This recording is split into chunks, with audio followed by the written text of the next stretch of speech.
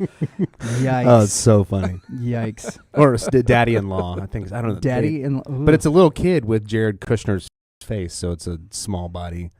It's brilliant. Go watch it. It sounds very interesting. There's no two ways about that. Well, hey, everybody. Look, just because you're wearing a tie doesn't mean you get to. You know, and there's a reason for that. But welcome first to the Reverend and the Reprobate. Do we do that still? I'm Dan Gibson. Bum, bum, bum, bum, bum, bum, bum, bum. Here, as always, with my co-host and the guy who plays bass for me, Lucas Pinckard. I've not gotten you to play guitar for me in a really long time. It's coming. If you can even know how to do it It's anymore. coming, though. With us tonight, we have a special guest that's coming on to help us interview tonight's guest for the show. We've got the attractive Pinckard brother. Yes, we do. This is my brother, Matt. Matt is, let's see, are you 15 months younger than me? Something like that. Yeah, right. Math. Yeah. Just say over a year. Well, but it's slightly just barely over a year. Yeah, we were almost Irish twins until we weren't. That's true. Yeah, that's exactly how that works. accurate. So, What is an Irish twin? it is two children that are born within a 12-month period. Oh, okay. Yeah. Yeah. Like it was a particularly cold winter. Or something. The math on that doesn't work. Anyway, we're excited to have Matt here because tonight we're interviewing David Baker. We brought Matt with us, not just because he's my brother and has a load of intellect that we do not have, but also in the subject matter we want to talk to David Baker about. Matt is a blacksmith and bladesmith of sorts, though you can tell by Amateur. that. Yeah, you can tell by that look that he would say no. I've got some really awesome stuff that Matt's made for me. And I consistently use it to chop the wood and things like that around the house. I've also got a smaller knife that you have. Can you confirm that it does cut? It does. It will cut. Yeah. It will chop. And it will kill. It's killed before. Yeah. Yeah, we've used it to the hand axe that you made. I've actually used. It's a Forged in Fire reference for people what would be who know the me. best way to put it to help a chicken be put out of its misery. Whenever we had some chicks that were going through the stuff with coccidiosis, and they were like there was no coming back. And there was no amount. They wanted to just end stuff. it. Euthanize. You assisted them. Murder. Yeah, yeah, all of that. Yeah. Right. But harvest. Harvest is the term that the vegetarians don't like us to use because it's an animal. Yeah. Well, we don't weren't. I mean, harvest it. obviously, I didn't get anything from them. They were chicks. Right. But it was the humane thing to do. And so we did that, and I used anyone that knows me knows that I think that weapon chickens aren't real. Yeah, as a part of the Or birds aren't real yeah. conspiracy. Also, our man in the other room. Oh, yeah. Kyle, what's up, Kyle? Hi there. Streaming from the bathroom. Not true. So we've got a little bit of a different setup tonight. Kyle is. He's in the producer's chair. Far, far away. No, you're not. We can see you, but our audience can't. Hi, Kyle. Are you trying to figure out how to use that I was going to mug? put some reverb on there. My fingers just don't fit in there. Yeah, they don't. It's the manliest coffee cup, except that a man's fingers don't fit. Yeah. It's like the secret of coffee cups. Strong enough for a man, but made for a woman. Yeah. That's really what it is. So I'm excited about It's designed for men, but it's designed for punching men in the face. Yeah, to be used on men. Yeah. Yep. So I'm really excited to have David Baker on. When Danley and I were booking our fall schedule, he was like one of my dream guests to have on. I'll say he was numero uno. I was going to say, Yeah. we were at your place and talking about doing this whole thing. Yeah, he was the first guy that I was like, if we could get David Baker on, Yes. I would feel like we are doing something pretty special. And Mine is Kevin Conroy. Yeah. And maybe Trey Parker. You are shooting for the stars. Right. An interesting set of stars. Yeah. But I don't think those stars are aligned. Like with our podcast for Christians? No, just like Conroy maybe. I think Conroy maybe. I think Parker might have some interesting Dude, I just think he's say. one of the funniest people on the planet. Kevin Conroy? No. Oh. Kevin Conroy do you know who Kevin Conroy is? I don't. Kevin Conroy is the voice of Batman from Batman the Animated He basically series. is Batman and all the video games. I still... When you hear In that case, I have heard. Yeah, Yeah. keep going Yeah. with Heard it him. right now. Yeah, that's true. He is Batman. Every day after school for years and years, Yes. we heard Kevin Conroy. I But yeah, also David think Baker. I think that still the best Batman, hands down, Will Arnett. Lego Batman is still my most favorite iteration of Batman. I think he is the most useful I think he's the most funniest clever, for sure. and probably the most true to the character.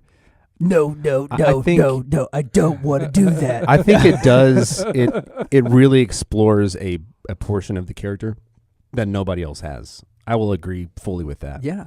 That he's the only one that's really tackled the. I mean, I don't think they've made a comedy that I'm aware of with Batman in it. Maybe Batman Forever. How it should have ended. Yeah, how it should have ended. Yeah, but Speaking of which, I know Daniel. We need to get Daniel to come Let's on. do it. you know what? We were talking about this Yeah, long no, I ago. thought about it the how it recently. should have ended Yes. guy. Yeah. But tonight's episode with David Baker, Yes. we've been looking forward to for at least months. Yeah, so we talked to him originally in July. He had posted some stuff. He was moving out to Virginia, which is where they're shooting the new Forged in Fire episodes. And during that time, we'd reached out to him and wanted to talk to him about some of the stuff he had posted on social media because he is very, he operates with a very strict kind of code of honor, which I find It aligns with his profession. It totally and, aligns with the and how he profession and presents stuff that he himself, does. and that's why you went as him as Halloween. Agreed. So it aligns a lot with what he does and where he comes from, but it's also he phrases things in a way that they are thought provoking, Mhm. but they're also there's a bit of reproach in there, in a sense of like, I'm saying this because you're not acting right, and so I'm going to phrase this in a way that lets you know I disapprove of this. But you can still follow me on Facebook.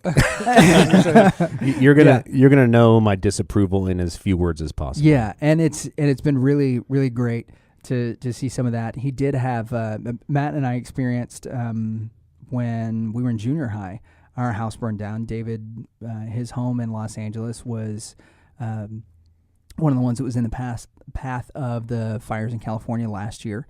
And he ended up losing some things. And similarly to us, we didn't lose a lot of stuff from the fire itself, but the smoke damage and the water damage were so bad afterwards. Right. Because the firefighters and, I can't say enough great things about the first responders, but we lost a lot of stuff because in order to save, not our house was a total loss, but to save the houses around us, they had to just completely drench so many things, and there were pictures, there were all of our How many Ninja Turtles did we have?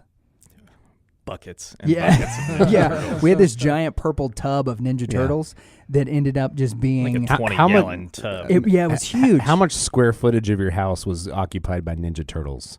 Like post fire? Because post fire, no, it was pre-fire. like tiled with Ninja Turtles in our room Oh. because it was all melted. Oh, So no. there's some things like that I'm curious about. Obviously, the way that I'm dressed tonight was very David Baker influenced. But we I just also wish you would have told me because I would have done it too. Yeah, well, it's my birthday. I get to do what I want. That's true. Yeah. Happy a birthday, party. happy birthday, Happy- buddy. Yeah, Happy happy birthday. birthday. Yeah. So when this airs, it will be not my birthday, and you guys can figure that out if y'all And become then Facebook you'll be friends the with only me. one dressed nice not on your birthday. Yeah, probably so. That's true. Yeah. that I'm willing to live with. So, in just a few minutes, David Baker is gonna hop on with us. We're really excited to have him. We're excited that you guys get to be a part of this interview. Matt, thanks very much for coming on. Yes. For bringing some extra insight, like already in the pre-show as we've been talking about questions. You've brought up several things that Danley and I would have just looked like. Yeah. It's what kind of carbon is the best kind of carbon? How sharp Kind with carbon must in it. how sharp must knife be to cut? Yeah, when I hold the knife with a pointy end, it seems that I get a lot of blood drawn. Yeah. Where can I change that? What's the Yeah. proper way? So, Matt's the carbon thing was a legit thing though, because there's Mhm. only one type of carbon, and that is the elemental carbon. Mhm. And Matt's like, no, that's not the question you want to ask. You want to ask about carbon content. You want to ask about the type of steel. Oh, Sweet. cool. We actually do have Edge something else to retention. talk about. Okay. that we haven't yet because you haven't been on is the whole chicken thing that we've talked and talked. Oh, and yeah, talked we've and talked talked and about talked and Pink talked. Moon Farms, but we haven't actually talked about So we've how had the chicken process is going. probably 10, 15 chicken updates, hashtag chicken updates, hashtag chickens aren't real. Yep. Depending on which one of us you're talking to. Yeah. They exist. Chickens. They're real. But Kyle, I appreciate the sound effects. welcome. Yeah. But yeah, so the whole point is you were onboarding chickens Yes. and then sending them to Pink Moon Farms, and we've got the head farmer over here from Pink Moon From Farms. Pink Moon Farms. Yeah, well, we'll catch up on that after the David Baker interview, which is coming right up. So thank you guys for watching. We hope you enjoy the interview, and we will see you afterwards. Today, the man, the myth, the legend, historic weapons recreation specialist, and the guest that I said when we first started the show, if we can get this guy on, I will feel like we've done something. We've made an accomplishment. It's David Baker he is the face of Forged in Fire. Yep. And, thank you. Yeah. The new episodes of which start on November the 18th. You start season 8. Yeah, season 8. Yeah. I mean, we're the little show that could. I mean, so we started with 10 shows. We were picked up the first episode, or the first season was 10 shows, and it was kind of a filler, and it just kept getting bigger. So what year was that it aired? Do you remember? I think we've been doing this 5 years now. Okay, because I remember I was telling Lucas earlier that I don't really care for reality TV or any of that kind of stuff, but I was stuck on a plane. And I went through American Airlines, the things that they had. This was 5 years ago. It had to have been 5. And I saw Forged in Fire, and I went, "What is that?" And I was instantly intrigued by the creating of weapons, and that's the competition. It's awesome. Yeah, Matt had just started talking to me about blacksmithing, and I saw the advertisements for the show. And after episode 1, I was hooked. I have watched every episode of Forged in Fire. I really think you guys did some interesting stuff in the last season, which I'm sure we'll talk about. But I also will say that Dave has inspired my attire that I preach in. We had a really difficult time. So I used to just wear like flannels and jeans, and the people in the church, whenever they voted me in as pastor, they were like, "Look, we would love to buy you some nice clothes." And I was like, okay. They're like, so is there a style that you would like? And I was like, you know what? There's this guy on Forged in Fire. Yeah, if you want to get me some vests and some nice shirts, I will wear that. And so this is how the people in the church have come to see me on Sunday mornings. I will always preach in a vest and a shirt because I saw David Baker, and I was like, you know what?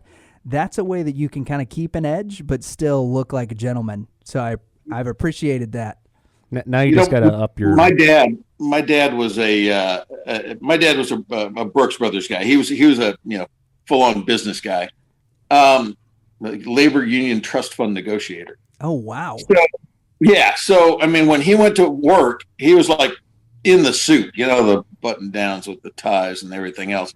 And when he played tennis, he was in the perfect tennis stuff. And when he went skiing, he was in the perfect. My dad was a fashion plate, and he once explained it to me. He said, when you're going somewhere in public with other people, it's not necessarily about you looking your best. It's about respecting the people around you by just cleaning your junk up.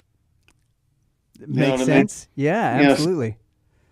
Yeah. So when you're going to sit on a plane with a bunch of people, don't wear your pajamas. Yeah. I don't want to sit next to you in your pajamas unless we're dating. It's like. Definitely take a shower and clean your junk up before you do that too. Yeah, but I mean, I went to see a musical on Broadway a couple of years ago, and I'm sitting next to a guy in a t-shirt and his cargo shorts and his flip flops, and I'm like, Kyle? No, not quite. Not quite. Well played. But no, it's just a matter of I think that you show a little bit of respect to the people around you when you take the time to put yourself together a little bit. I mean, 90% of the time I'm covered in forged dust and in a t-shirt that's got a hole burnt in the belly and sweat marks. That's what I'm talking about. You dress for your job and your position. That's what I do. So you give me a hard time. you know, it's one of those things. So you mentioned dressing to respect those around you. Lucas mentioned that he dresses inspired by some of your attire. Yes. The only thing that you're lacking so far is the mustache game. Well, I do not have quite the mustache game that I wish, which my wife is okay with for now, but we did have some questions. We had some family members that we were polling for some questions, and we obviously, all three of us have beards. What kind of mustache products are we using, and how do we get the nice twirl at the end?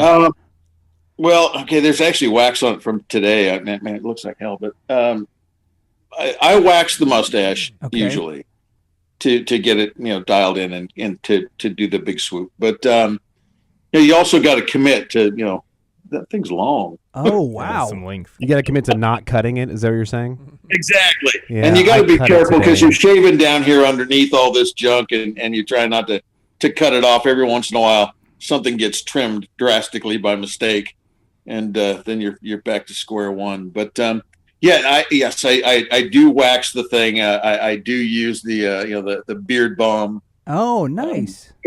Well, I don't know about you, but every once in a while the skin on your chin gets a little dried out underneath your beard, just from the soap and everything else. That really helps with that stuff. So, grooming products. Yeah. Again, take the time. You will feel better about yourself if you do a little bit of grooming. Well, David Baker did put the man in gentleman. That's what we've determined here on this show. So to talk a little bit about your journey in particular, you went from stuntman to historic weapons recreation specialist. You've got photography hobbies. You are a motorcycle enthusiast. There seems like there's a lot there to unpack. How did you get into not just blacksmithing, but into such a specific area of historic weapons recreation specialist? Well, not growing up helped a lot. Okay. Okay. I started in the entertainment industry in 1980 when I left my hometown of Riverside, California, and moved to Hollywood, which was like a 60-mile move. But it's not that far, except during traffic. Yeah, exactly. Yeah, 9 hours later. Well, yeah, in LA traffic today. Back then, not so bad. So I started as an actor. Moved to Hollywood I was studying dance at the time. What? It was the 80s. You could actually make a living as a dancer. Did a lot of work through the early 80s as an actor. And eventually just was so, after my son was born, it was looking for work. I mean, you spend your entire life looking for work when you're an actor. You might make a lot of money on a gig, but the gig takes a week to film, and then you're looking for work again. Yeah. So it's like constantly being unemployed. And that kind of stress when I had a young son, I had my son when I was 26, it was just a lot. So I left the industry and, God, what did I do? Oh, that was the next career. Of course, the entire time I was acting, I was working in the restaurant industry. So I was managing restaurants, and then I went to work at a landscape company with a partner. Did that for 5 years. Got back into the restaurant industry. Opened 5-6 restaurants for a couple of different companies, and during that entire time, I was still. I was teaching actors how to fight. So I was teaching theatrical combat. And there wasn't a lot of places to find the weapons to use to teach. So eventually I knew how to weld, so I kind of made some. They were really rough. And then that snowballed. I did a production and a Shakespeare production. I did the weapons for it, and the production coming behind us was another Shakespeare production. They said, "Well, can you do the weapons for us?" I said, "Well, yeah, you're paying me." Really? So that started to snowball, and then I went to work for a set company, a set design and prop company. Built sets and was a lead man for them for a number of years. And that gave me the opportunity to travel around and do some really fun stuff. I mean, I was in 2001, the VH1 Music Awards. Mm-hmm. I don't know if you remember the giant Missy Elliott head. Yes. I was inside that. I am the crack. I was the cracker in the wrapper. That is awesome. So your milkshake was bringing the boys to the yard. Eyes and the jaw and the smoke and everything else. That's wild. So and I did a bunch of those crazy kind of things like that. I did Hunter S. Thompson's funeral. What did you do at Hunter Thompson's funeral? Yeah, I was the site liaison for the construction team that built the monument. Oh, wow. See, he's a guy that I'm completely fascinated with. I read Hell's Angels when I was probably in 7th grade, and then just ran through every bit of his work that I could put my hands on. Yeah, I didn't get him until someone told me that you have he writes in the spoken language, so you have to kind of read him aloud. Yeah. You have to give the character a voice in your head, and then everything flows so much better. An amazing yet somehow tragic character as a person. Kind of trapped by his myth. Yeah. But yeah, so did jobs like that. They were a lot of fun. Did a bunch of videos for Missy Elliott. Did stuff. Home Shopping Network. I was bounced all around the place. I built the home studio or was part of the team that built the home studio for the country music station in Nashville. Really? Country Network. Yeah, their home studio. We built that in Nashville. So did a lot of that. And then through that, developed my own prop company specializing in the historical weapons. And that kind of took off in 2000 when I did a show. I love this. I did a show called Queen of Swords, and sorry, let me get that camera. Queen of Swords was, I think it was on Fox. Okay. It was like a female Zorro thing, kind of a Xena warrior type. Yeah, but California, 1800s, and it was hilarious because she's the only girl with those kind of curves in the entire town. Yeah, and then she puts a piece of underwear on her head, and nobody recognizes her. It's like clearly that's. I just looked it up. All 22 episodes. I'm pretty sure this masked character is Kim Kardashian. I loved it. It was fun. I didn't go to Spain to film it, but I was building things in California and shipping them to Spain. I sent my mother a text or an email telling her that her son had finally become an international arms dealer. That's awesome. I like to say, in my career, I jokingly say I failed in an upward direction. I can relate to that. I did a career for a while and it didn't work out, but I learned a lot in it. And then I did a career for a while and it didn't work out, and I learned a lot from it. And I did a career, but they kept getting better. The career path was an upward trajectory of failures. Well, it sounds like a lot of fun. Making weapons for a living seems like a nice thing to fall into. Man, literally, it's like, it's a passion. When I was a kid, if I picked up a stick, it was a sword. If I went to a museum, I was pressing my face against the glass, looking at the knights in armor. And now I've had the opportunity to get behind the glass and actually pick up the real deals and study them. And then my job now is to literally recreate them. So I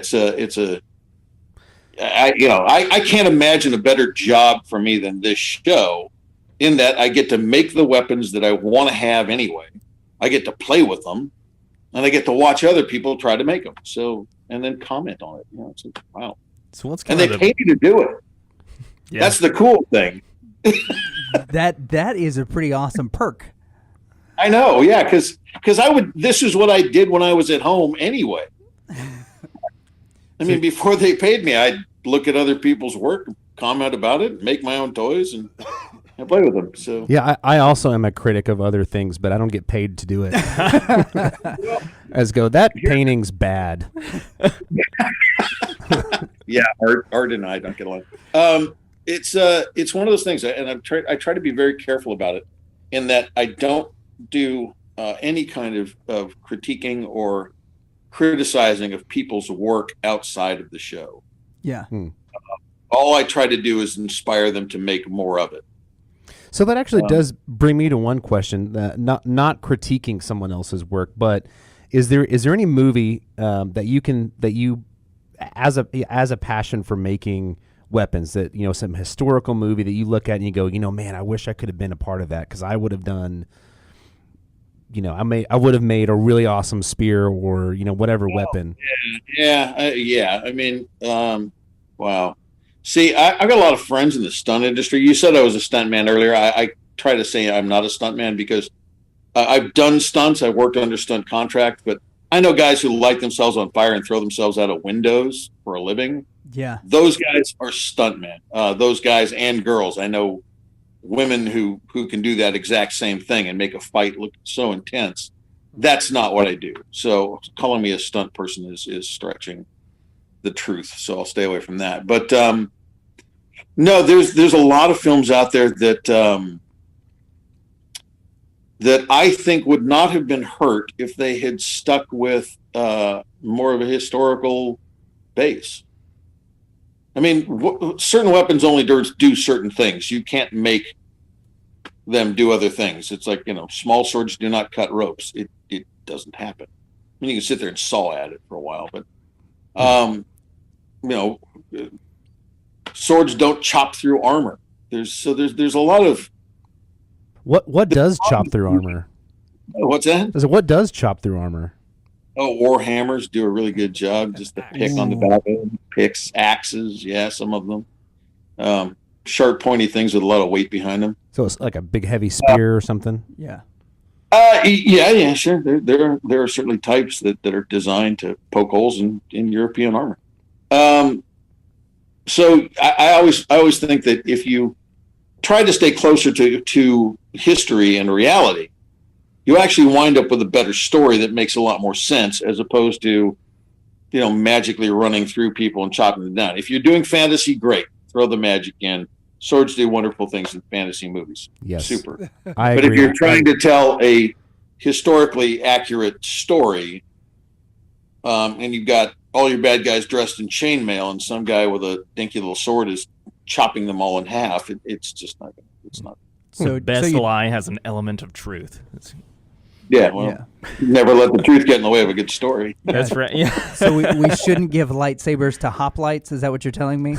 Yeah, well, I mean, if you were doing, you know, hoplites in space, sure, I'm good. I'm down with that. I mean, I think that's kind of cool. It's just one of those things. It's one of those arguments that we have. We go back and forth with. There's certainly those arguments happen on the show all the time. I mean, the reality of what an Italian longsword is compared to what people think it is. We often have smiths come back with weapons that are 2-3 pounds heavier than what they should be. So tell us about the process a little bit on that, because you mentioned you got to see museum pieces, but on artifacts where you don't have, you know, a museum piece to go off of, you're very measured with your responses, which I really appreciate. So how do you quantify something like that and give those parameters? Well, the first thing I do is, I'll be sent a picture from production. They say, we're going to do this. And I'll go, let's not do that. And they'll go, no, we're doing this. And we go back and forth with that for a while. Then I'll do as much research as I can. There are a lot of sources out there that will give you weights and measurements on the various weapons. Some things you can sort of extrapolate from. If you get detailed pictures from multiple angles, you can figure out how thick something is based on the length and the size and everything else. But ideally, you get a weight and a measurement off of whatever source you can find, and try to hit multiple sources. So, you know, sometimes things are just ridiculous. I mean, you get these weights and you're like, it's impossible. Right. That thing weighs more than a truck lid. So is that something you provide to the contestants as a weight? Because I noticed on a lot of episodes, 20-pound sword, and it's supposed to be held one-handed. Yeah. We do give them a suggested weight. Okay. It's not a parameter. Gotcha.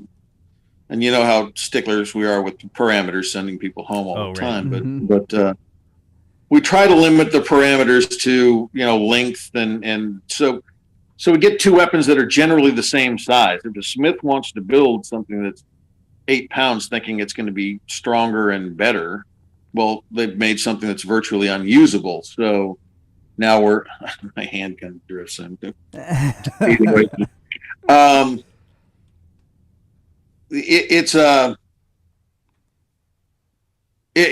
again, without seeing them, the first time I picked up a Scottish basket hilt sword, a real one, I was amazed at how light it was. And I had picked up really good replicas, but they were nothing like the real thing. And I mean, my jaw dropped. Everything. I mean, I went home, threw everything I knew out the window, and then tried to recreate that weapon at that weight, at that balance, and everything else. And it was difficult to do. But it was a game changer. And so trying to, when I say recreate historical weapons, that's what I'm trying to do. I mean, I might not use the same techniques or the same materials, but I'm trying to recreate them as a representation of the original that can be used. You know what I mean? So how you can make something that looks great, but it's a wall hanger. It's not ever going to be used.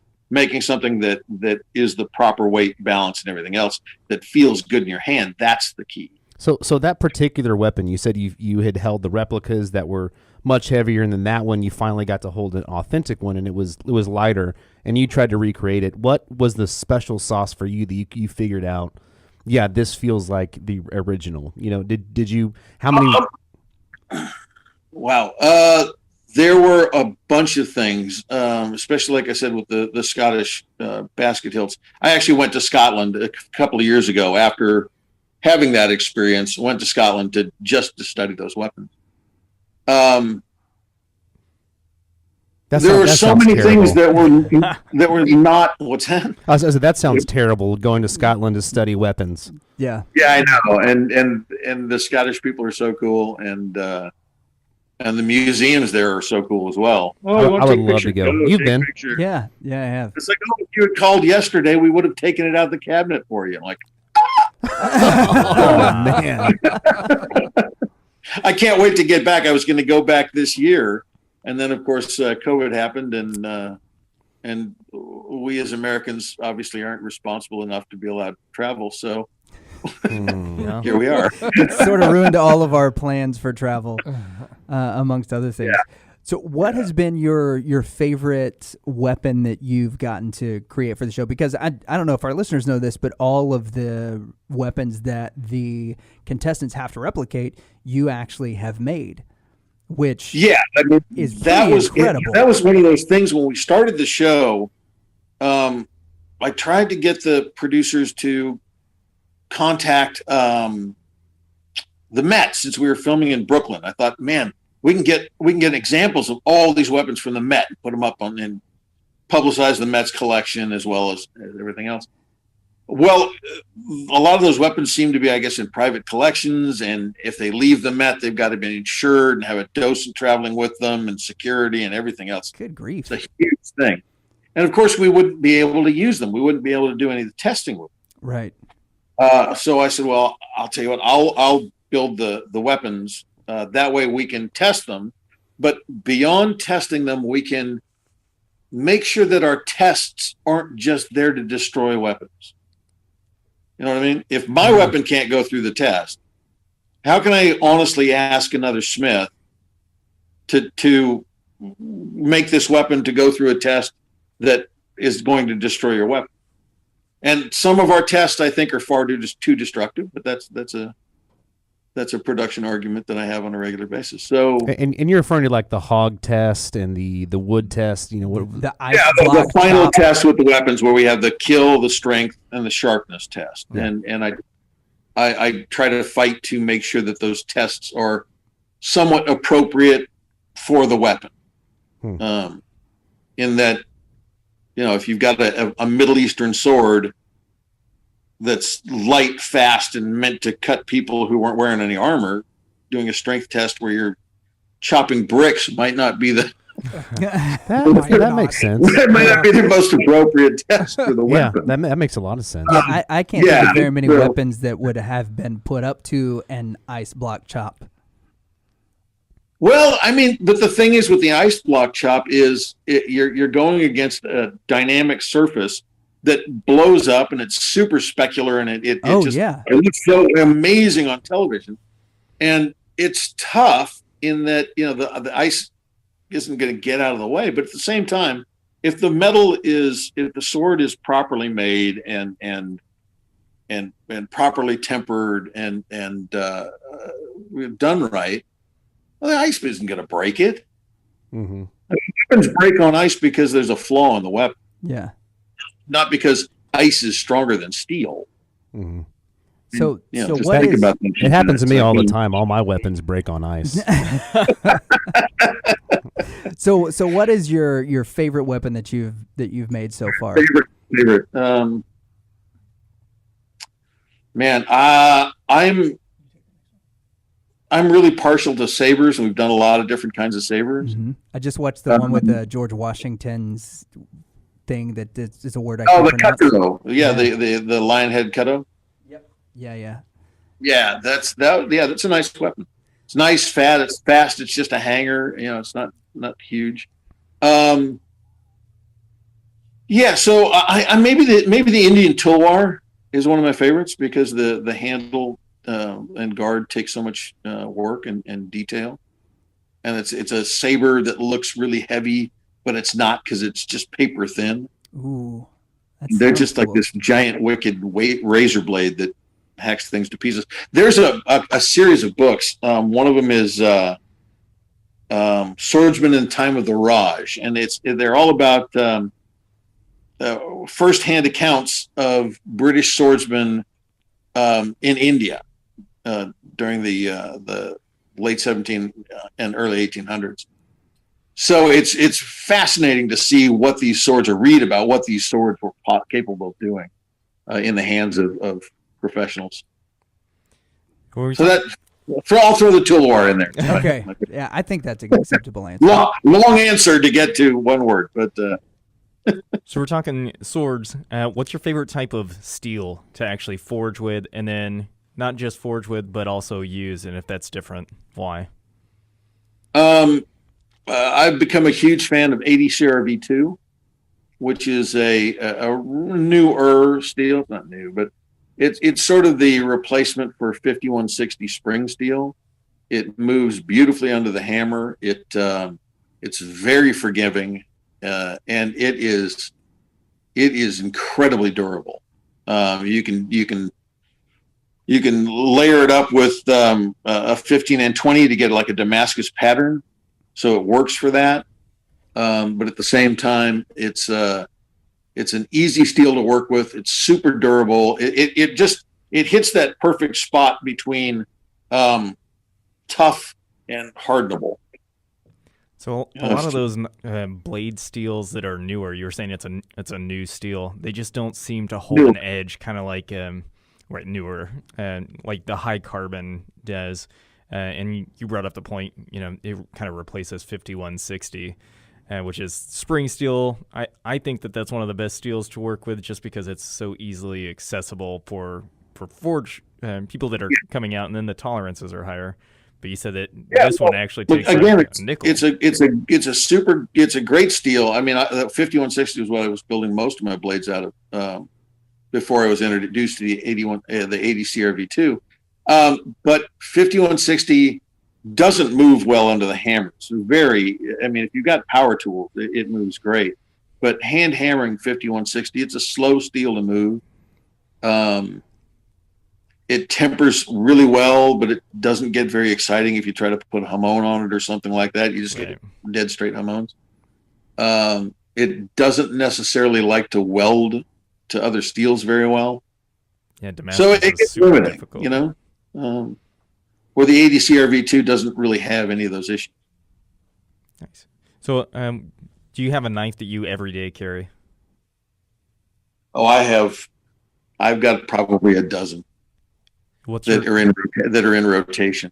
What's your favorite one to carry around with you? The one I use the most or carry the most is just a little roach belly Skinner. Old school, about 4.5 inch blade, big roach belly on it, and kind of a teardrop handle. It's a great all around knife. I filleted out a bunch of. We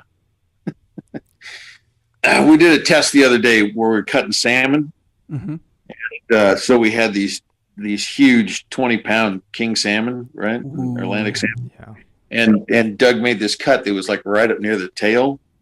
So there was just like fish that was huge. so I kind of put him in a trash bag and took him home. Yeah, free sashimi. Yeah, that's it. So, So I've got 40 pounds of salmon in my refrigerator right now. That's awesome. amazing. We were actually talking about that. yeah, we were watching yeah. an episode last night from what was it? I think It was from season 3, I think. Yeah, the Ben's second win, where Ben became the first 2-time champion. Yes, And, yeah. and this hog gets cut in half, and both of us were like, "That would barbecue." Yeah, I just so well. yeah, Yeah, I mean the hogs. Hogs are one of those things that you butcher them, you cook them, then you don't let them sit around. Yeah, this is true. If it's been sitting around for a while, I still might try to throw some actually paprika sitting at around it. out in the sun. We've had a couple of incidents where the test medium was a little riper than we might want them to be. Ooh. Yeah, I don't want to eat that. Yeah. Pass. Yeah. Well, you hang a pig out in the sun, and then they set up the lighting, and then they set up the camera angles, and then they do walkthroughs, and we do the clean reads and everything else. By the time you get to cutting it, it's been out in the sun for a while. Yeah, okay, valid point. Yeah. Yeah. So how the do you pigs. guys? The pigs actually go to a wolf sanctuary. Oh, Oh, sweet. that's cool. In upstate New York. So all that meat from the pigs, the boars, the goats. Anytime we cut any of those things, a truck comes down from the wolf sanctuary. That's I forgotten the name. I'm sorry. I wish I knew it. They're in upstate New York, and they pick up that meat and then feed it out to the wolf. And you guys That's film awesome. in Virginia, right? This isn't in L.A. No. We're in Connecticut. Oh, okay. I thought Virginia. I was live in Virginia. My farm is in Virginia. So I bought a farm. I bought a farm last year and moved from California to Virginia, but we work in Connecticut. And do you make all of the weapons? We talked about you make the weapons for the show. Do you make that at your home forge in Virginia, or do you make that on site somewhere? No. Our schedule is such that they'll say, "Hey, like this season," they say, "Hey, we got 50 shows." Yay, cool. And then I say, "Well, great. Let's pick the weapons and I can get started." And they go, "Okay, great." Yeah, they don't go, "Here's your 50 weapons. You have a year to make it." No. So then we go back and forth, and then we get to where we're about a week and a half out, and they go, "Okay, here's the first 20." Oh, nice. That's how production. I managed to do about 5 or 6 of them in my home forge before I left for Connecticut, and then the rest of them I literally do. Like I had Sunday off. I did a couple of weapons on Sunday. I've got the weekend off this weekend, and I'll take one of those days and do a couple of weapons. I having been in the entertainment industry and worked on deadlines, I've learned to work very, very fast. Yeah. And it's one of those things that everybody goes, "Well, do you get the same time the Smiths get?" Well, I wish I did, but if you think about that, 50 weapons, the Smiths get 4 days per weapon.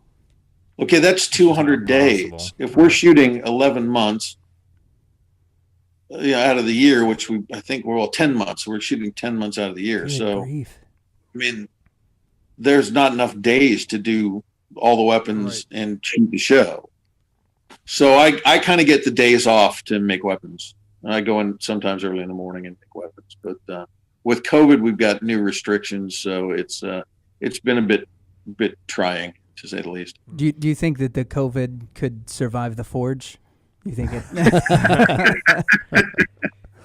I actually had a doctor tell me that I was so toxic that COVID couldn't survive me. But that's awesome. Yeah, it's metal. I don't sweat anymore. I rust. It's difficult. It's really hard. I mean, the Smiths commit so much to come work on our show with the time commitment and everything else. And only one of them gets to go home with a prize. So keeping them safe is so much more important than the show in general. I mean, making sure that their health is a top priority is what we're doing. And it's difficult and it makes our days longer and everything else, but that's fine. I mean, I've lost way too many people to COVID already. And I do not want to lose any more. Yeah, I was going to ask you. You mentioned a couple times that COVID has impacted the production schedule. So is that really it? That if a Smith is coming in and they may show symptoms that we halt production, or do you move forward? They're actually tested before they come out. Wow. We go through. We have a COVID unit on set where everybody's temperature is taken first thing in the day. We do contact tracing. We're kept. Our production unit is kept in pods, so it's like the judges and our one PA, or the judges, the host, and our one PA are one pod. The camera crew is another pod. Lighting is their own. The lighting electric is their own thing. Challenge is their own thing, and we try to keep the crossing from one pod to the other. I mean, somebody hands you a weapon, it's been wiped down and sanitized, and when you're done, you better put your wipe down and sanitize. I mean, there's no more skin on my hand. Yeah. It's just from all the sanitizer. It makes it difficult, but I love doing the show, and I want new product to be out there. I want to keep people engaged and everything else. And to do that, this is what we have to do. This is the new reality. Yeah. Hopefully it won't last forever, but I don't want any of my friends who work on the show to come down with anything, and I certainly don't want any Smith who comes to our show to do something to come down with something. Yeah. So we do the work that has to be done. So speaking of, you were talking about how the things work in pods. There's a lot of rotations, it seemed like, they're on the show, especially with the judges. There will be some episodes where Ben Abbott will be there, and it'll be Ben and Jay and Doug. There have been you had Jason Knight, who was on the show for quite a while, that was subbing in, I believe, whenever Jay was hurt. How do you guys pick which episodes you're going to do? Who's going to test, or who's going to do what test during those episodes? How does that work? Well, people who breathe more rarefied air than me make those decisions. Okay. As far as who works on the show, Ben and Jay do half and half. Okay. We've got 50 episodes. Ben's doing 25, and Jay's doing 25. Those decisions came about when Jay couldn't work in the summer. He had his kids. Yeah. During the summer, so he wasn't willing to lose that time with them. So they brought in a judge. Originally it was Jay. Originally it was Jason. And Jason did some time on the show and decided it wasn't for him. And then they brought Ben in, and Ben's worked out really, really well. And I think he's a fan, favorite. So the powers that be just said, well, we're just going to split it between the two of you. Now we have 4 judges. We've always got a backup judge. Ben just had a baby, so he's at home doing that. That's awesome. Yeah, so he came in and did 4 shows and then went home and had a baby. Yeah, well, that sounds like a lot for him. Will Willis, I heard, also had a child recently. Yes, Will had a child. Will's no longer with the show. We have a new host starting with our season 8. So you'll be meeting him soon. Nice. Ooh. So Matt had a question about this. Will seemed to have, a lot of product in his hair. Is it true? Just on I know you can't share everything, but on a scale from 1 to 10. Okay. No, I'm not bagging on any of my fellow judges or hosts or anything else. All right. I work with these guys on a daily basis, and And nobody has more product in their hair than me, especially with this long, so does long that come stuff I've directly got right from now. I've got tank so much crud in here from shooting today. It's like, it sticks to my hands. You know, that takes about 30% of our questions away. Yeah, we're out of questions. They were very Will specific. That is gonna change the dynamic of the show. I'm sure you can contact Will and he'll answer all your product questions. I had a theory about Doug too, because it seemed like he's injured quite a lot, and I noticed on those episodes you seem to be the one that gets to test. So when is he going to learn to just not challenge you at arm wrestling? Doug took an injury. Doug took a shoulder injury. In one of the tests, and I seem to remember that he had a minor injury before, but he ripped his rotator and had to have surgery. Yeah. So that's when we brought in Doug's brother and students, his main students from his school, to do his tests for him. And then I filled in, usually doing the sharpness test. So the kill test would have been done by one of Doug's students. They'd discuss it with him. He'd give the feedback. And then I picked up stuff in the sharpness test. Yeah, I've been following you and Doug on Facebook for quite a while, and the stuff that guy is able to do with weapons is just incredible. And like his knowledge of, how to use a weapon that I've never heard of, that it sounds like somebody from production just threw to you, and he's like, no, it's probably used this way and this way. And then him talking about how to use the weapons in some of his Facebook videos has just been utterly fascinating. I mean, this is, Doug's, has his own Kali martial art, that he teaches and practices. He's done training for the military, and me, I do the historical stuff. So, everybody, I think that's why it's a nice mix. Everybody brings something different to the show. Jay's a ABS mastersmith, Ben's a blacksmith, as well as a bladesmith. So we all have something that we bring to the show that's different. Yeah, for sure. Didn't Jay also hurt himself in one of the tests? Yeah, Jay's mashed his hand a few times.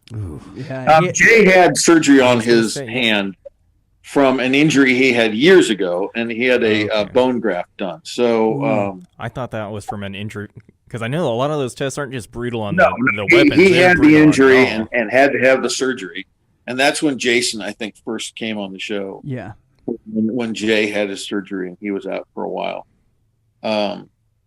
But Jay's bumped a couple of things. Yeah, yeah, he has. I love my wife and I are, when we watch the show, we always try to pick out what adverb we think Jay's going to use before he does it. I'm going to hit this mercilessly or viciously or whatever. All right, which one are we going to go with this time? But he does. I have seen very few people that have tried to, as far as the strength test goes, have really tried to put a blade through its paces, even when I've seen some of the other guys do the strength test, that it really seems like Jay is doing, which I think it's impressive, because he has done some things that have injured him. And how many episode takes in particular, he hurt his wrist pretty bad. It had to be iced because a blade broke and like that. How many takes do you have to do of, we don't wasn't recorded. That's it. You get one take? Yeah, what you see is what you get. We don't get to practice with the Smith's weapon. We don't get to pre-cut with the Smith's weapon, and we don't do extra tests. You're seeing what we do. That's pretty awesome. I think that's one of the things that makes the show rather unique, in that, and sometimes it goes off the rails. I mean, we've had some, mishaps or I'm sure we've all missed targets once or twice. Or done cuts that we weren't, 100% happy with. But that's one of those things. If you're making a weapon, it should, you want to be able to pick that weapon up and use it. If there's something wrong with the weapon, whether the handle's designed poorly, whether it's too heavy, or the balance point's way off, there's a million things you can do wrong. You mentioned those affect the way you use it. So you mentioned safety, as the main concern for the contestants that are coming on, for the forgers that are coming on. I didn't even think about COVID when you mentioned it. I was thinking the fire, the weapons, the hammers, all of the things that can really hurt somebody. We do have a medic on staff, so Yeah, that makes sense. I mean, people, look, knife making is a game that if you're going to play it, you're going to burn yourself, and you're going to poke yourself, and you're going to cut yourself, and the grinders are going to. I've got holes in my hand right now from the grinder because I was working on it this morning. It happens. We try to mitigate those risks as much as we can by not letting smiths do things that we think are dangerous. There's ways to use the grinders that are not safe, in my opinion. There are tools that we removed from the forge floor because we saw smiths constantly using them improperly, like buffing wheels. Oh, wow. Those are gone. The scariest thing in the shop, buffing wheels and bandsaws. Buffing wheels tend to grab material and throw them. I've heard of people dying that way, trying to buff a knife out. I got knocked out in my own shop. Grabbed a pummel out of my hand, bounced off the ceiling, and it hit me on the shoulder right here. Dang. I was out. Wow. Came to a couple of minutes later on the floor. Wow. I can only relate that to my hobby of video games and carpal tunnel. That's my thing I got to watch out for. Yeah, nearly as video dangerous. games, and I had to abandon video games a lot of years ago. Because you liked it? I'm full on ADHD boy. Yeah. So I had bought some was some flight simulator game, and I got this really cool joystick with it. And like 3 days later, yeah, work was calling, going, "Dude, where are you?" I'm like, "I just need to land my plane. I'll be okay." Then fly. I've got one more mission. I'm circling Heathrow. Hold on. Yeah. So the ability to hyper focus and or obsess on things like video games becomes a real thing.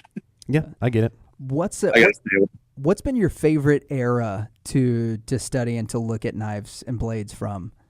Man, it changes so often. I was deep into the Roman stuff a little while ago. The Scottish stuff, the Scottish stuff's a bit of family tradition thrown in.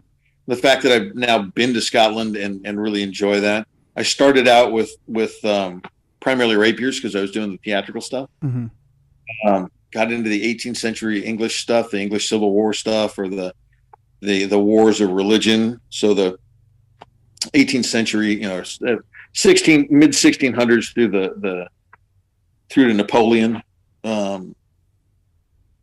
It like I said, I'll see something and get excited about it, and then try to recreate it, and then just go down the rabbit hole and make a bunch of them.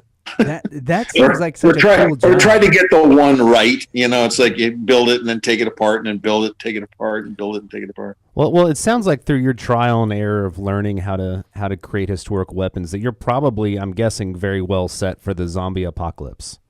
Is that accurate? Oh yeah. No, I'm terrifying. If you broke into my house, you just back out slowly. Well, so what would be your go? I had locked the door. What would be your go-to if there's a zombie slowly limping its way? Scottish basket hilt's good because they can't bite your hand. You can punch them in the head. You can chop them. That's a good one. French partisan, really good. Long pole, big choppy blade at the front. Both a stabby and a choppy blade, so you can lop heads and poke holes at the same time. Sounds messy but fun. Yeah, I mean, especially if it's undead. Japanese yari, the trident. I'm sorry,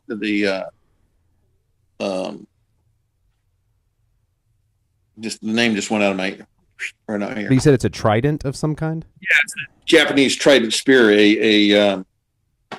I'm forgetting that. But we're gonna have to post up all these pictures. We're gonna have to throw pictures of these up so people can know what we're talking about. I mean, pole arms would be a really good idea. Yeah. But pole arms that you can chop with too. Yeah, keep them at a distance. Yeah, like a big kwando or something where you got this big blade on the end of a pole, and so you can hack them up, but you can poke them and keep them out of range. Well, David you've given Baker's me Guide to the Zombie Apocalypse. So you've given me so much stuff to think about on Oh, that. I actually worked with the guy who wrote that. The Walking Dead or the you're talking about this the guide to the zombie apocalypse. Is that Max Brooks that did that? Yeah. I know that too. Yep. Yeah, I worked with him when I was doing Deadliest Warrior. You did Deadliest Warrior? Yeah, I did all the weapons for Deadliest Warrior. Yeah, that's amazing. I saw Legion was on your list. I didn't know. So Deadliest what is Deadliest Warrior? Okay, so in Legion, the angel has that mace that spins around and opens and closes. Yes, which I believe is probably very theologically accurate because I want it to be. So how I got involved was the special effects company that made that mace that had all the moving parts and everything else. Well, it had pneumatic tubes coming out of the back of it and motors in it and everything else. And the director wanted to tear the bar apart using the mace. He wanted to break dishes and plates and glasses and windows and chairs and everything else. And the company that was building the mace had no time. They were 5 days away from shooting. So I got the call and they said, can you duplicate the mace, but do it in aluminum and make it solid? I never say no. So Right. I threw a huge number in the air and they said, okay, great. And I'm like, crap, I could ask for so much. And so I spent, 4 days without sleep to make the mace and get it to set. And then so when he's using the mace and it's popping in and out and then the spike comes out and it spins and everything else, that's all that the special effects company's toy. When he starts mashing things to pieces and breaking stuff, that's me. That's awesome. That is super cool. I need to go rewatch. I know Paul Bettany. Bar apart with my mace. What was it? Yeah. Paul Bettany that had that. Because he was in Legion. Yeah, he was. I mean, I'm spoiler alert. Whoever the bad angel was. Yeah. Okay. Oh, that's awesome. You got the bad angel. So the demon. Yeah. To be theological. Yeah, that's true. I mean, think about movies, right? Okay. Yeah. Shiny swords cut better, but black swords make you deader. That's true. And we just saw a black sword on The Mandalorian. We did, but also if you think of have watched that of Sauron. I do. You watched The Mandalorian? Of course. Oh, good man. So I was trying to explain to Danley on Sunday night, because we get together and watch it, what the dark saber was and what the history of that was, and it's so cool that they've brought that piece into The Mandalorian. Really the dark saber. So the dark saber at the end of season 1, the Gus Fring pulls it out. Oh, right. Yeah. He's got it hanging off of his back. The bad guy who's falling around, right? Yeah. So that is the Mandalorian lightsaber from the only Mandalorian Jedi that there ever was. So it's made out of Beskar steel and the whole thing. Now we're talking my language. And I've read all the Star Wars books, Dave. I've read every Star Wars book. and that means he rules Mandalore, right? That's correct. Your geek is shining through. And it really is. It really is. I usually tell people, look, if they don't get you, take your 20-sided dice and go to the Comic-Con without them. I love it. I absolutely love it. Man, thank you so much for your time tonight. Yes. I know we've got on our list of questions, we've got so many more things that are on there, and I know the new season is starting up. So I just want him to do our sign off. Oh yeah. Yeah, we have a special sign-off that we would love for you to do. But what's the sign-off? If you would... Don't ask me to say it will kill. No. That's not my line. No, we've got that soundbite now, though. Yeah, we do. That is. Thank you for your sign-off. Yeah. Oh, well. Nah, just playing. No, man, we would love to have you back on and to talk about some of the stuff that you've been doing. And also, that'd be great. Nobody can shut me up, so. Sweet. All right, so Danley, you had the sign off. So we were going to ask you to say, "Hey, I'm David Baker from Forged in Fire." If you'd like to say, and you can say, "This is why you should not listen to the Reverend and Reprobate." This is Dave Baker from Forged in Fire, and you've been listening to the Reverend and the Reprobate, and this is why you really shouldn't listen. You're the man. Nailed it. Thank you so much, dude.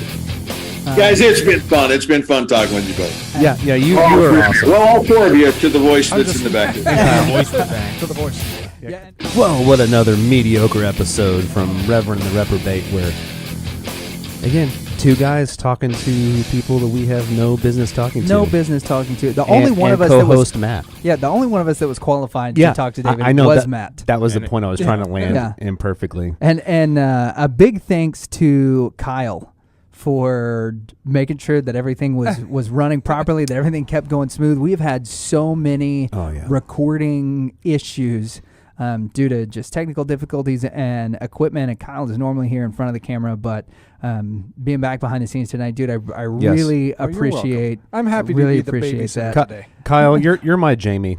Oh, what does that mean? From Joe Rogan. Come on. See, I would say he's more like the. You remember the kid that was like, "I want to be the man in the chair" from Spider-Man? That's how I view Kyle. He lost a bunch of weight. I did not. Did he? We can just let our audience imagine that. Yeah. So, David Baker, huh? What a dude! Incredible. Yeah, that was pretty awesome. So, go ahead. No, you asked him specifically about some things that had to do with forging, stuff that we don't have any real knowledge on.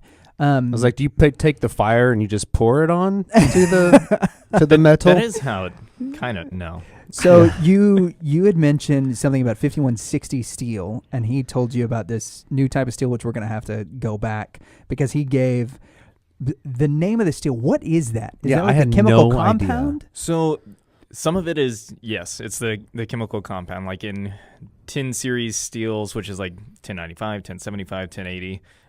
That first number stands for something I don't quite remember what it is, but I know that the second number is the carbon content in it. So the higher you go, the higher the carbon content on 10 series steels. I think it's pretty similar for like the 5160. That those two last digits, that's the percentage of carbon that they're adding to that. So like 1095 would be an insanely high carbon content. Okay, so does that mean that it hardens better, or that the blade can be more brittle? Both. It can get harder. It can be more brittle. So 1095 is awesome as far as being able to have really good edge retention, being able to sharpen it relatively easy and hold on to it. But if you were using it to hack something, it'd be so brittle that you'd chip the blade or run the risk of like snapping it in So half. like a skinning knife, but not like a chopping knife. Right. Okay. What makes a sword black? Because he said the blacker the blade, the edger, or something. Oh, like he was that. talking. the blacker he was the talking blade, good the guys, deader bad you are. guys. The deader you are. Yeah. Silver swords. He was making a joke. Yeah. So I took that literally, but and I was like, "How do you get a black sword?" What? So the carbon content affects the way that the blade etches, which is whenever they're doing like Damascus steel, you'll see them dip them in something. Which looks so. I think Damascus steel looks the coolest. That's the one where it's folded. It's different metals folded together, basically. Right. And then the way that you get that really bright contrast is whenever you dip it into the etch, which is ferric chloride typically. It's just a kind of acid. So the acid makes it turn either darker or lighter. And he said 15N20. So that's actually a high nickel steel. So nickel doesn't harden like a regular steel would, so they added the nickel into that particular type of metal so that it's still really shiny. It doesn't react as much in the ferric chloride etch, but the other stuff has higher carbon content and would be reactive, so you get that really dark and then the really light. So you could have a black sword like you want. Would you just like, higher carbon content gets blacker, so you could get like a 1095 sword. Just solid black. That sounds awesome. That does sound really awesome. And especially it makes somebody deader. I did. I mean, what an endorsement on black swords from David Baker saying the blacker, the deader. I really liked getting to talk to him about The Mandalorian. Yeah. And then I was so surprised. And then he's like, your geek is showing through. I was like, oh, man. Yeah. You got the reference, Mr. Baker. Yeah, well, and he brought up 20-sided die, which I thought that was pretty hilarious. That was just epic. Take your 20-sided die and go to the con without him. Like, man, what a cool guy. Pretty awesome. Yeah, he was. I think we're gonna have to get him in studio. I have to imagine though, he's probably. I mean, being a weapons maker, he's probably gone to plenty of Comic-Cons, right? Like, I mean, just because of all the things. And he lives in. He lived in Hollywood in at one point. Well, there's also a lot of. I mean, the shows that he worked on, like Legion, Oh, yeah. and things like that, where you would think that those are stuff that those are shows that people at cons are going to be interested in. You guys were talking about that, and I actually just added that. I've never seen that movie, but I just added it the other night to my. Yeah, it's, oh, really? I was so excited because I'm like, I want to watch this. This is right up my alley. It's kind of like a horror. Yeah. I mean, there's some elements of. I mean, they're demons, Right? But yeah, it's pretty cool. I was thinking the series. Paul Bettany's the lead. Whenever y'all were saying Legion, then you said something about angels, and I was like, oh, okay, it's not the same thing that I'm thinking of. I'm thinking, that's a movie. Yeah, that follows. Queen what's his of name? Swords. What's the character? It's in the X-Men. Legion. Yeah, Legion is the name of the character. Yeah, it is the name of the character, and it's in the X-Men universe. But he's Stryker's son, I think, at least in the movies. Right. Which I don't think in the show he is too, but both are great. Both are great. I think the season and the movie. So I'm looking at Queen of Swords, which is what he was talking about that he was really excited on, and it's pretty interesting for a show that only lasted one season. Yeah, and I'm now fascinated by this. Like, I want to see the weapons. Zorro. Yeah, she put underwear on her head, and all of a sudden, people don't know who she is anymore. It's like that was a great line. Yeah, I thought that was pretty awesome. He was really talkative, which I really liked. He had, especially after a busy day of shooting. Yeah, he's been shooting all day, and then in his time off, I would have been working. Like, no, I'm gonna go veg out and watch Queen of Swords. But no, it was such a cool guy. Yeah, great birthday episode for me. Mm-hmm. Absolutely. So, what question that was on our list did you want to ask and get? Now, you had two that got shut down. Yeah, I was trying to throw some humor in there, and I think, not that he didn't get it, but he was like, no, not even going to go down that road, which I appreciated. Oh, yeah, for sure. He was so concise and so unwilling to compromise on his values, which is what makes David Baker so cool in my book. Like, he's like, I don't even want to tempt fate and see where that might go. Yeah. We're going to go ahead.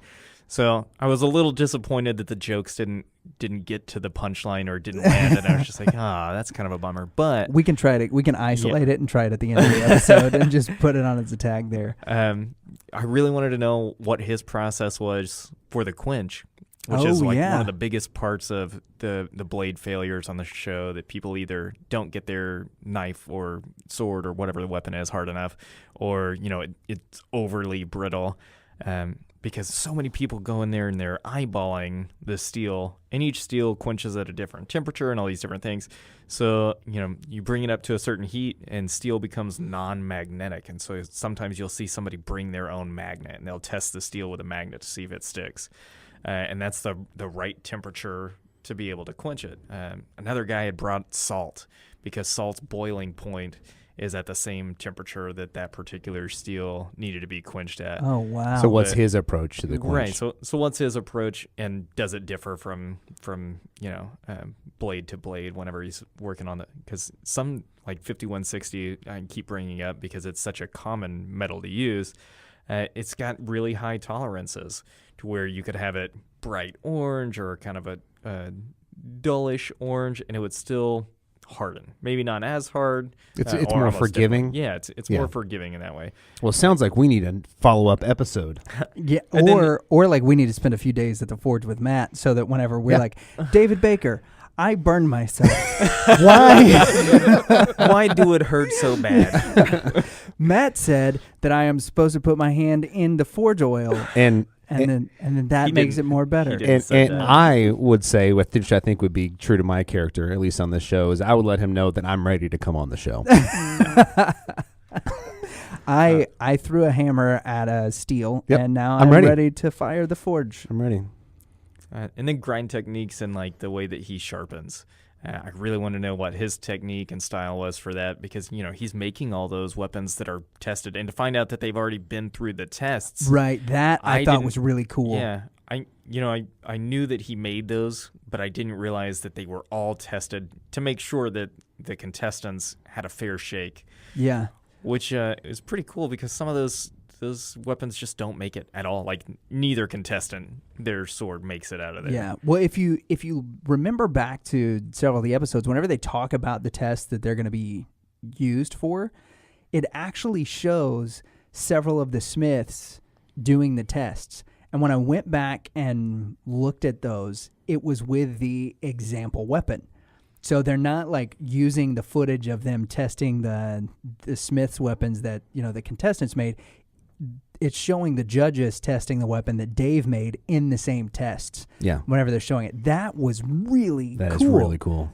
Just to know that all of his stuff survived and that he's making it in half the time and he's turning out not just gorgeous weaponry, but also very high quality for functionality. It seems like Wild. he's got the same or stricter conditions for him to recreate a weapon. Oh, absolutely. It's not like, he had mentioned, I don't remember exactly what he said, but it was 4 days to, okay, so that was earlier on in his career, but he said he spent 4 days without sleep making a weapon. Right. Yeah. I get it. I get why he's where he is being the judge on the show. So I think we should hit home again. Forged in Fire, new season.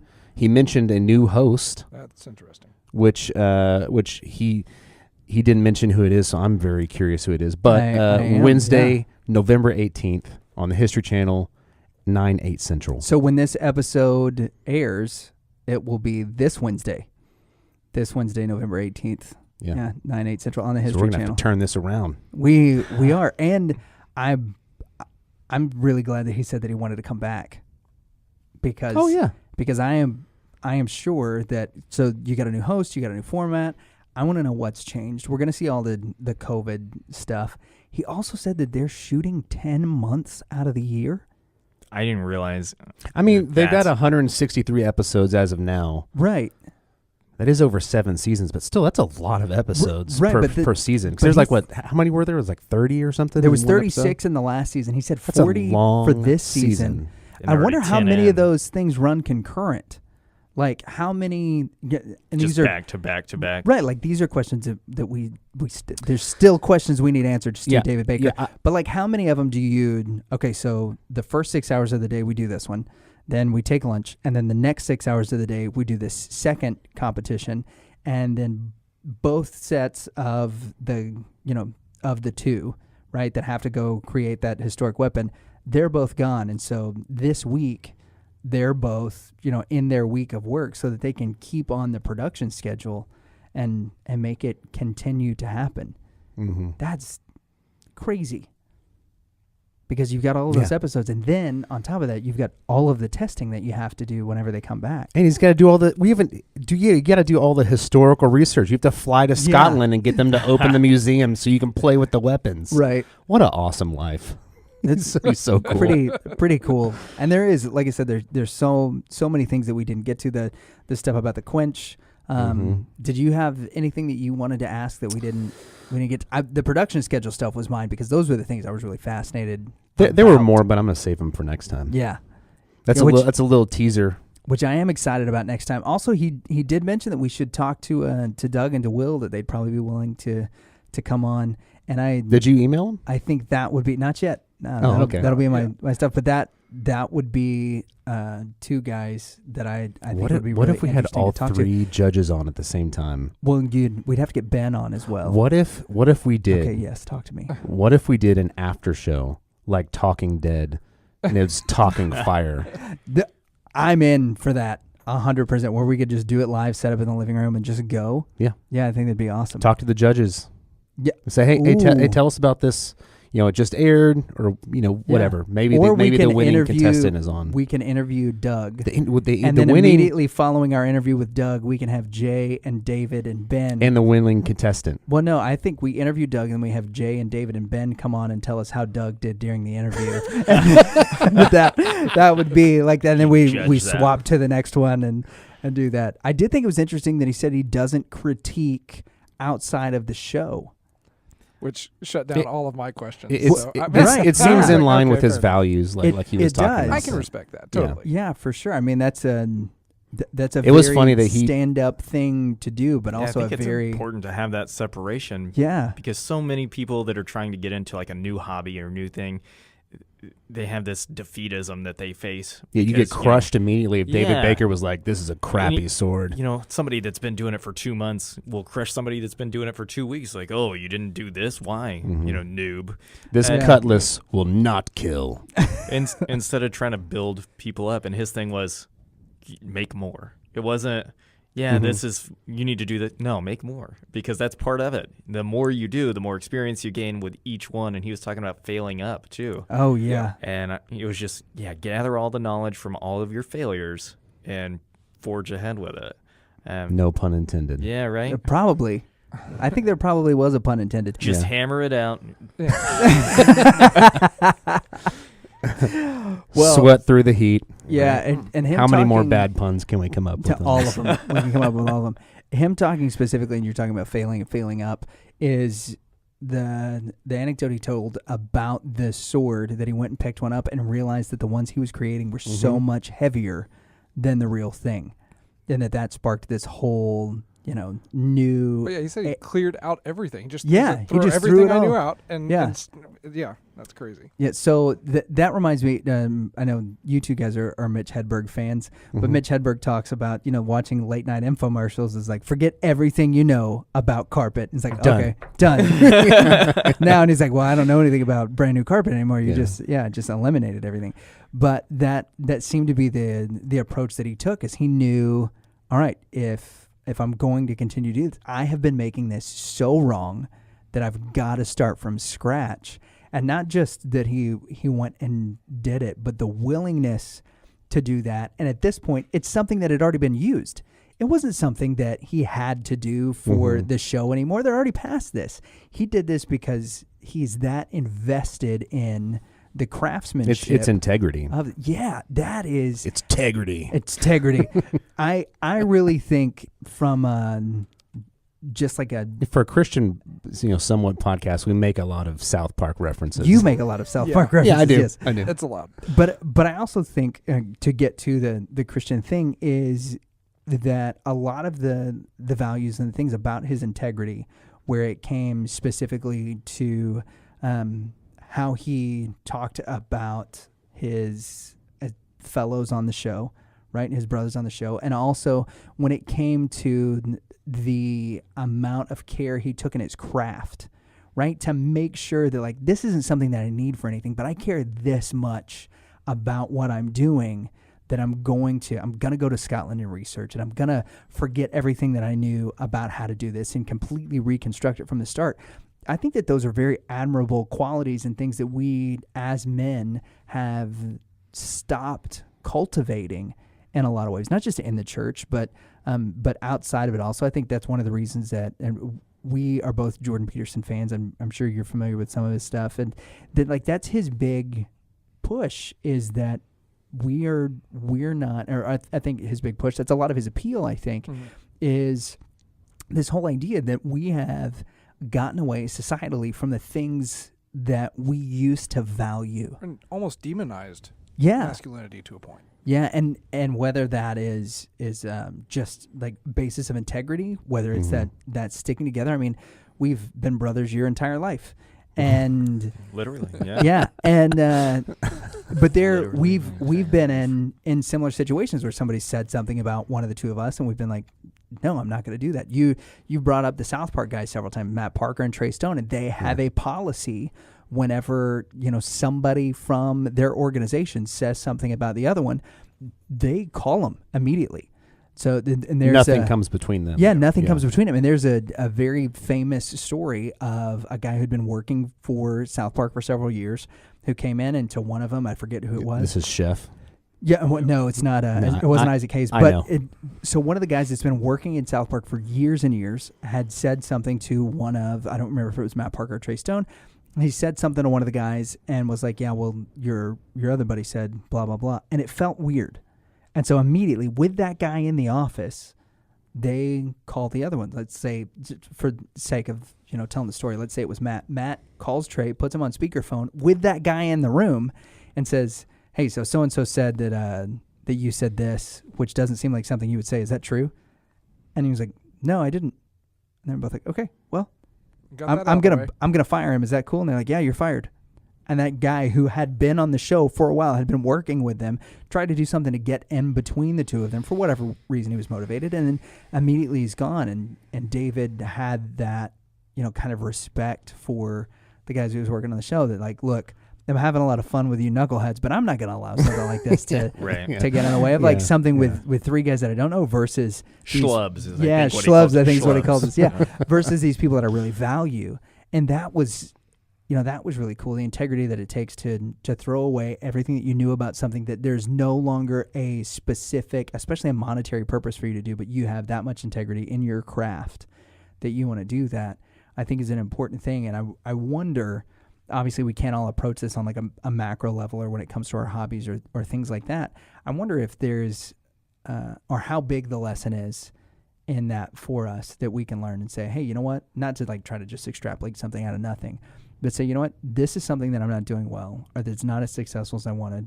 Instead of like trying to continue to push in an unsuccessful direction, but is there value in deconstructing this, whether it's, interactions with our spouse, the way that we do things with our kids, the way that we study the Bible, that we look at theology and discipleship and those kind of things, because that's what we're doing at our church. On Wednesday nights, we've completely wiped away everything else that we had been doing, which were these in-depth studies on books. And we are going back to the basic fundamentals of Christianity to say, we never get to the part where we do this stuff really awesome if we don't have a firm foundation to build it on. And that whole principle of what he did there and in those two, the one interaction that we had with him and the story that he told us, I think that speaks volumes about him as a man, and I think that's just super cool. Obviously, I'm fanboying out, but I mean, we just take talked it apart, so. reconstruct it, take it apart, reconstruct it. The books that you stopped reading in church, did you burn them? No, we had. That's a fantastic question. Yeah, they were all written by Joel Osteen and Bill Johnson. What we did is we had been doing and J.K. Rowling. Yes, yeah. What are they calling her? TERF? Is that the term that they're using for J.K. Rowling? Yeah, something. Yeah. Yes, I think it's TERF. I don't remember what it stands for. Yeah, it is. It's an LGBTQ enemy. Trans exclusive radical feminist. Yeah, that's what it is. That's what a TERF is. But she was branded by LGBTQ anon. Yes, that's correct. So the whole idea with what we were doing is we were taking a book of the Bible and we were studying it, which is a great way to do it. It's the biblical way to study. It's how the rabbis did it. The only way to do it, right? A lot of people do topical studies, and so you take a topic and then you kind of bounce around, which leads to a lot of out of context. A lot of things that are out of context. A lot of proof texting. A lot of sounds like you're literally taking it out of context because it's that. Yeah, that's exactly right. Well observed. Well, way to forge that path. So we stopped. Just cut through my sarcasm. Yeah, slice it. We stopped doing those book studies for a time to focus back on fundamentals because we were having issues with simple questions like, what is the gospel? And people would get really close, right? We asked 40 people, nearly 40 people, what is the gospel?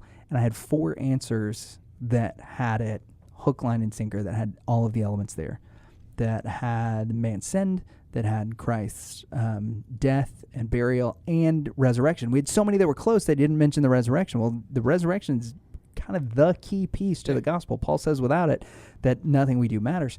And so when we were noticing that, like, this is the things that we're missing out on some of this fundamental stuff, we have to change direction. We have to rebuild the foundation of what we're doing, and then we can build up on top of it. And since we started to do that, not only have we seen a huge uptick in our discipleship, but also in the confidence of the people in our congregation as they're talking about their faith just in general. But it's forced me to do that in a lot of different things. Like, I've completely redone the way that I write and do my sermons, because I was like, okay, obviously deconstructing this and then completely rebuilding it worked really well. What are the other areas where maybe we've sunken into bad habits? Well, that was one in the way that I Is this going to be your topic for Sunday? No. So you're going to start with, I was having a talk with David Baker. From a guy from the History Channel. Yeah, he threw away all of his Scottish cutlasses. We'll just put it up here. It'll say, hold on, I got to get the frame right. It'll say, Yeah. no, this was the name of it. Yeah. Italian. It was something Scottish. Yeah, the I could've Scottish knuckle. It's a basket. Knuckle. It's a basket. Oh, yeah. Yeah, that. Yeah. Scottish bassier. No, basket. Basket. 'Cause Scottish basket. basket around the hand. Which I thought he answered your question. Clearly, he's thought about the zombie apocalypse. Yeah, I know. Oh, man. Man, what a gold mine. Because just whenever wandered he, into. yeah, I was he like, I don't talking know. about the basket is protecting like, his you're- hands, so it's easier. You can hit him in the head. Yeah, It protect you from getting bitten. I was for sure he's going to be like, I don't care about that. I don't know. But he went, no, here's a list of things that I would do to awesome. Keep your distance, Super but cool. also have a backup plan with a basket knuckle. Yeah, awesome. Yeah, they can't bite you. Yeah, I would probably stick to. That was so great. We're about to rehash the entire. I know. That 5 New minutes of- New season of Forged in Fire, Wednesday, November 18th, 9/8 Central. And make sure to smash that like button. Oh, my gosh. Smash and subscribe to this channel. Matt, reach over and smash his face. No, but seriously, we hope you enjoyed the episode. Thank you for listening. Yeah, like and Reverend and subscribe. Reprobate, like and subscribe. Smash it if you prefer. Yeah, thanks, if David you, Baker. If you want to Thanks, just click on it, thanks, that's Matt. fine.